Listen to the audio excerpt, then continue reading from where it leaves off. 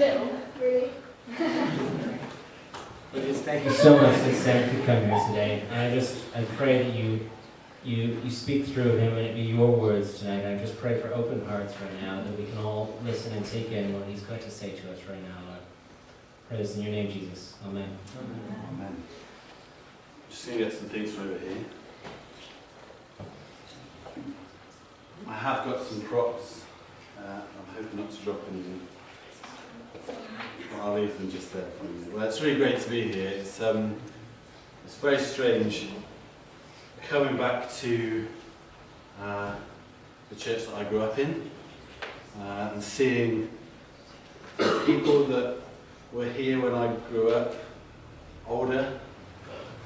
So, for instance, just before I left Bristol, I did a little spot of teaching and I taught Sim in his class when he was in like year 4.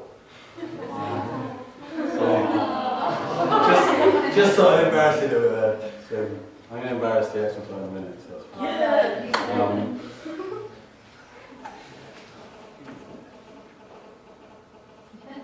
You broke me my phone. I'll see what I'll put.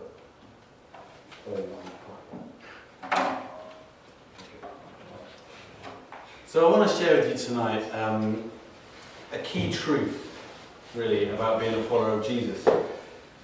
It's one of the most basic truths that I think there is, actually.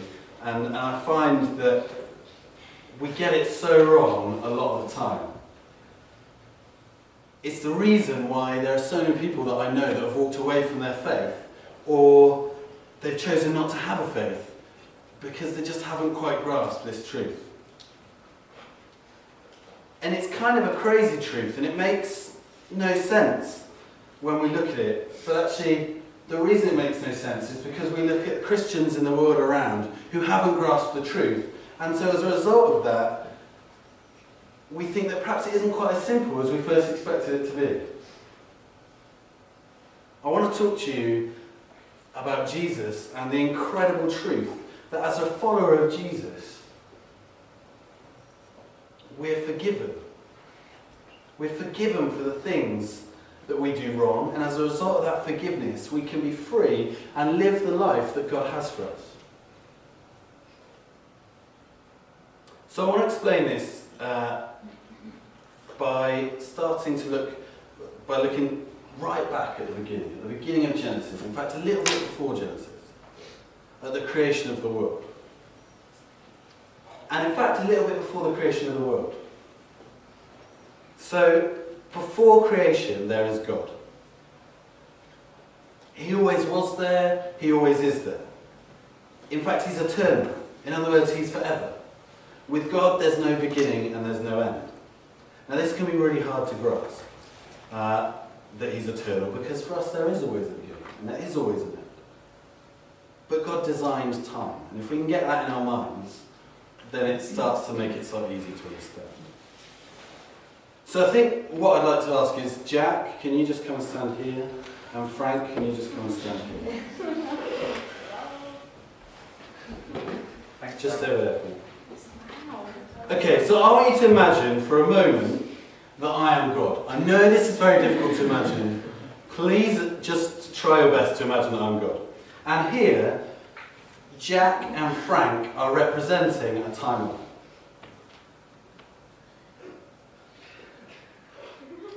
Jack is the start of the timeline that I, as God, have created, the beginning of the world.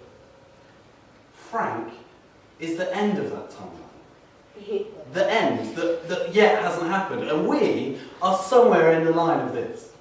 But as God, I'm not in that line. I'm outside of it. I'm over here. I can see Jack at the very start. And I can see Frank at the very end. And I can see every moment along the timeline. I can see the bit where Jesus came to the world. I can see the bit that we're in right now. I can see all of it because I'm God. I created time. I'm outside of it.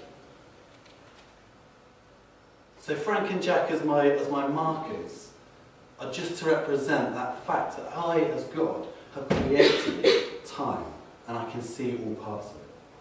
Thanks, guys. Go and sit down. I didn't tell them I was going to use them, so that was me. So are you still with me so far on this topic, which is quite perhaps mind-boggling for some people? Well, this forever God, this eternal God that's outside of time, one day got created. And he made a world, and in that world he made people. People that he loves. People that are connected to him. Those people were able to walk and talk with God. They could get to know him and he knew them. You may have noticed that I have a ring on my finger. Can someone tell me what this ring represents? Your wedding. You're married. That I'm married, yeah. This ring represents the fact that I'm married. If I take this ring off, first of all, it's quite hard to take it off.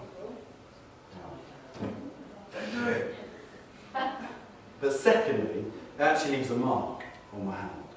There's a mark that's constantly there, like a tan line. On the back of my hand, on that finger, there's a little callus. Never goes away, always there, where the ring is constantly rubbing against. The ring has left a mark on me, and it shows that I'm married. It's part of me. The ring defines me, and I define the ring. Without me, the ring is pointless, because it's just a ring. But actually, this ring tells you that I'm married. And we've got to go together to make that assessment, to say that I must be married because I have this ring. Well, again, imagine that I'm God. Again, a bit easier, you've done it once, and in my bag, I've got a bowl. I want you to imagine that this bowl represents the world that I've just created. So as God, I've created the world. Here it is. Little grubby, should have washed it. And as God, I place humanity into the world. I make the world, and I put humanity into it. And it's all good. It works. Me and the world, and the humanity in the world, we can talk to each other, we can walk around, we can enjoy time together. But one day the people mess up. They ignore God and sin entered the world. Now, sin is a real tough word to understand, but simply put, it's kind of the stuff that we do wrong and the stuff that other people do wrong to us. It's the stuff that gets in the way between us and God. So, when man sinned, it created a barrier. It created a barrier between us and God. And this sand is going to represent that barrier. Sorry, I just got the sand on the floor.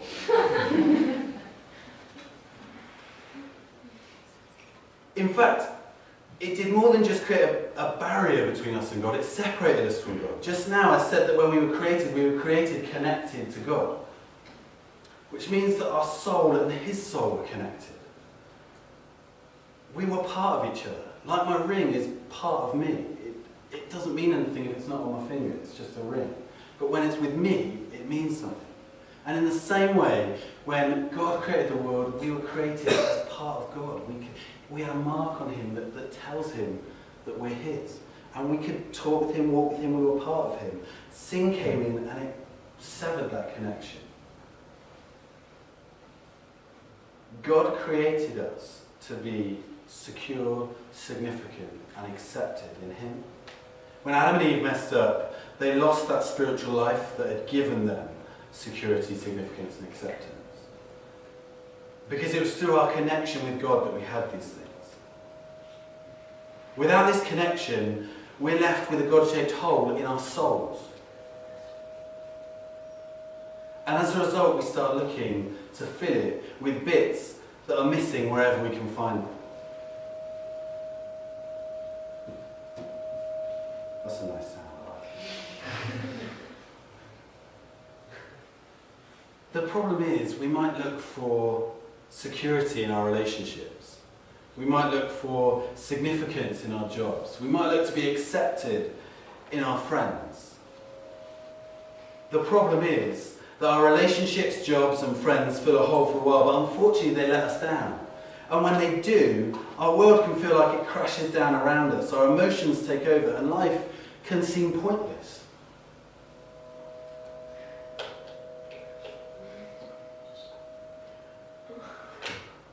As we start to look elsewhere, we try to fill that hole, and again, we look for things that can fill the hole.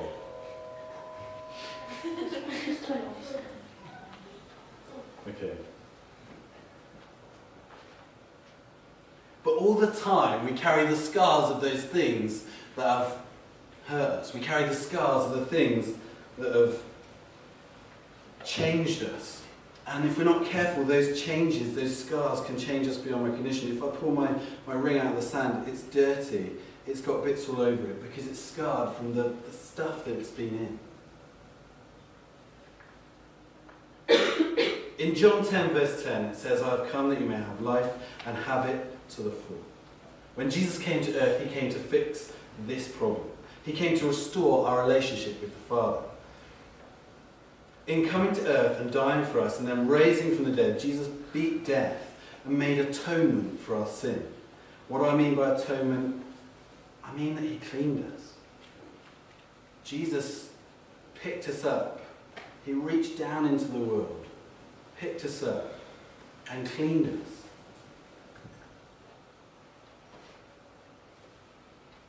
I have a dirty jumper now. Picked up some colour to clean the room. And when he cleaned us, he then gave us back our connection with God.